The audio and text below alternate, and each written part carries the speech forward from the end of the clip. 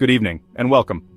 Tonight, we're diving into a topic that's absolutely fascinating and frankly, something the mainstream media just doesn't want to touch.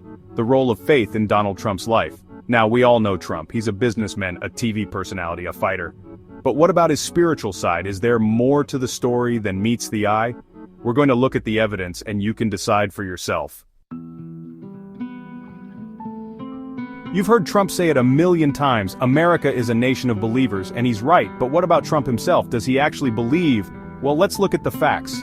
This is a man who constantly invokes God. He talks about prayer, he talks about America's Christian heritage, and he doesn't just do it for the cameras, folks, he does it in private too. We've got sources, people who know him, who say that Trump is a deeply spiritual man. Is it all an act? Maybe. But maybe, just maybe, there's something more there. Now, it's no secret that Trump had the unwavering support of evangelical Christians. But why? What was it about Trump that resonated with these people?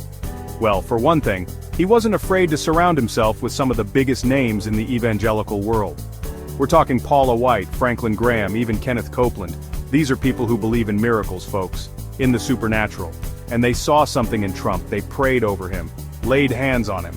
Now, you can dismiss them as fanatics if you want, but you can't deny their influence. Think back to the National Day of Prayer events. Trump declared a lot of them, and he always talked about the power of prayer to heal the nation. Now, the liberals scoffed, of course, they always do. But millions of Americans answered the call, they got down on their knees and they prayed. Was it all for show, or was there something deeper going on? Was Trump tapping into something primal, something essential about the American spirit? Chapter 4. Let's talk about COVID. Remember when Trump got it? The media was giddy. They thought it was over. But what happened? Trump recovered, quickly. And you know what he said? He said it was a blessing from God, a miracle. Now, I'm not a doctor. I'm just a humble newsman trying to make sense of it all. But you have to admit, the speed of his recovery was unusual.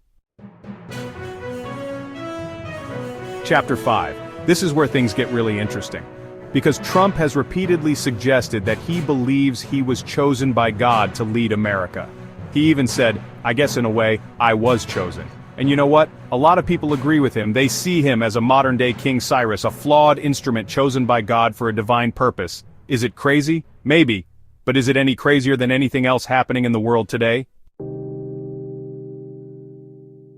Chapter 6. Let's not forget about the prophets, the guys who claim to hear from God directly. Well, a lot of them, and I mean a lot, said that Trump would be president, and guess what? They were right. Now you can call it coincidence, you can call it luck, but some people see it as something more, something supernatural, and Trump himself seemed open to these voices. He even invited some of them to the White House. Chapter 7. Finally, let's talk about prayer in schools. Trump was a huge advocate for bringing God back into the classroom. He even signed an executive order protecting students' right to pray. Now, the left went ballistic, of course. They always do. They want to erase God from the public square. But Trump stood firm. He said, in America, we don't worship government, we worship God. And you know what? He's right. So, what do we make of it all? Look, I'm not here to tell you what to believe. Whether you think Donald Trump is a man of deep faith, a cynical manipulator, or something in between, is up to you. But you can't deny that his presidency was infused with religious language and symbolism in a way we haven't seen in modern American history. The question is why? Was it genuine belief, a shrewd political strategy, or perhaps a bit of both? One thing's for sure, it's a question worth asking. And in these increasingly secular times, maybe, just maybe, it's a conversation we need to have.